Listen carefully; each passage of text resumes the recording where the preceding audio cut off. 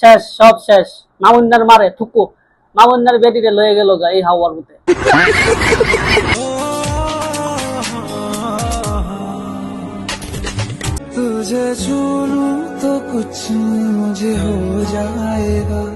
কি সুন্দর একটা দৃশ্য, তাই না?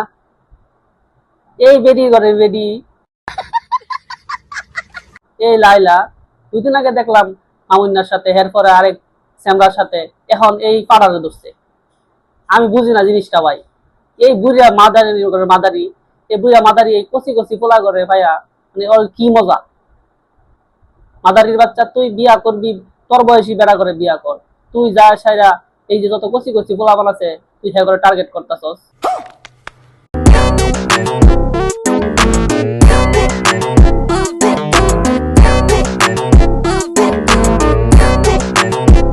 এই হাওয়ার ফুট, তুই যে শপিং মলের মধ্যে এই বুড়া বেড়ির হাত ধরে হাঁটতাছস, ঘুরতাছস, তোর কি সরব লজ্জা নাই?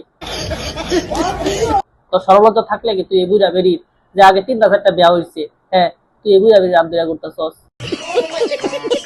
গাইস ও কি খাচ্ছে? খাবো না খায়ও না। খাই এটা খেলে ঝাল লাগবে না।